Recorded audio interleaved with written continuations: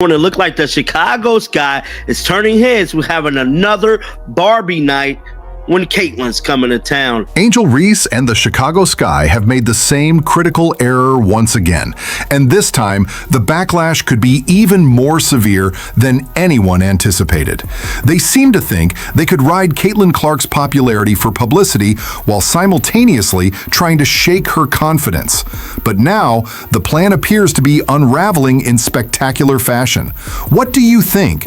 Is the Chicago Sky's decision to align Barbie night with Caitlin Clark's visit smart marketing or a sign of sheer desperation?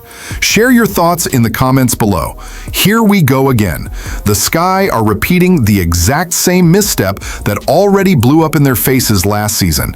It's like they didn't learn a single thing from the humiliation they suffered in front of their own fans. Instead, they're doubling down on the same misguided tactic that made them look completely out of their depth. The latest announcement: Chicago is hosting another Barbie night on July 27th. And guess who's on the schedule that day? None other than Caitlin Clark and the Indiana Fever.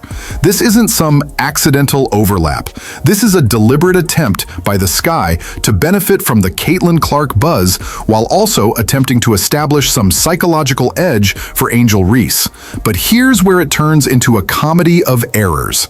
The last time they tried this, the Indiana Fever steamrolled them on their home floor during Reese's theme night. The Sky basically hosted a big night for Reese, only to watch Clark come in, steal the spotlight, and turn it into her own event. It was a complete misfire. You'd think that kind of embarrassment would have convinced them to take a different route, but instead, they're at it again, tying their big promotional push to a Caitlin Clark appearance. It's like Chicago is addicted to being embarrassed in front of their own crowd. Remember last year they gave her a Barbie night, the Indiana Fever came to town and put the beats of a lifetime on them, bruh. Well, hopefully that can happen again, but as of right now, we just don't know. But I do want to let you guys know that news did break yesterday about this Barbie night that is scheduled to take place on July the 27th in Chicago, Illinois. And we all know what that day is. That is the day the Indiana Fever is scheduled to come to town. The reactions from fans say it all.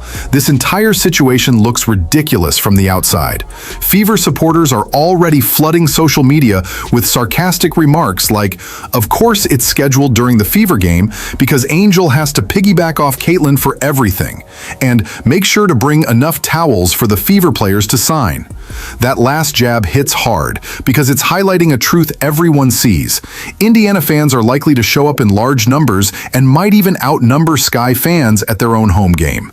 What this really amounts to is a Caitlin Clark fan fest disguised as a night to honor Angel Reese. And what makes it worse is the timing. Clark is currently nursing a groin injury and might not even take the court that day. Yet the Sky are basing their entire promotion around her, a player who may not even be playing. Still, even if Clark ends up sidelined, her name is being used to stir up excitement and boost ticket sales. It's all about using the buzz surrounding her to stay relevant.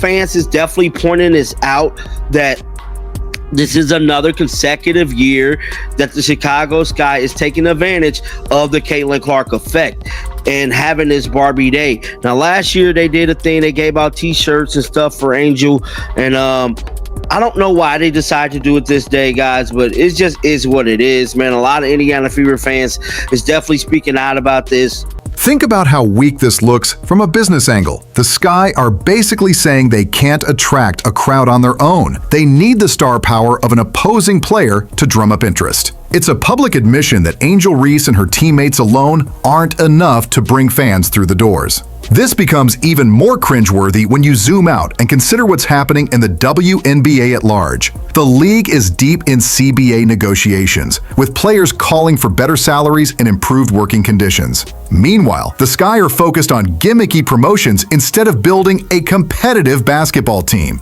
And on the topic of finances, Pat McAfee recently shared insights that shed more light on the WNBA's monetary challenges. He noted that despite the league reportedly losing around $40 million annually on $200 million in revenue, they're still struggling to come up with an extra $30,000 per player to get salaries into six-figure territory.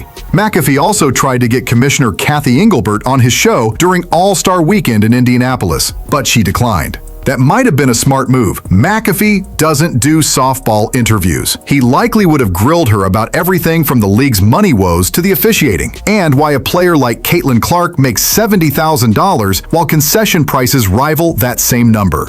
But circling back to the Angel Reese situation, it really exemplifies what's broken about how some franchises are handling the Caitlin Clark spotlight. Rather than using Clark's fame as a way to elevate the league and foster great matchups, Chicago seems more interested in stirring up fate drama and forcing rivalries. It just makes Reese and her squad look insecure and desperate. Instead of showcasing their skills and letting their game do the talking, they're leaning into marketing gimmicks and giving opponents fuel to play harder. That's not the strategy of a confident team. That's the behavior of a team looking for shortcuts. And let's be honest, trying to psych out Caitlin Clark doesn't work. She thrived under immense pressure throughout her college career. She played in loud, hostile arenas and consistently stepped up when it mattered most. Thinking that a Barbie-themed game is going to throw her off is just laughable. In fact, this kind of spotlight likely fires Clark up even more. She's already shown she performs best when the stakes are high and all eyes are on her.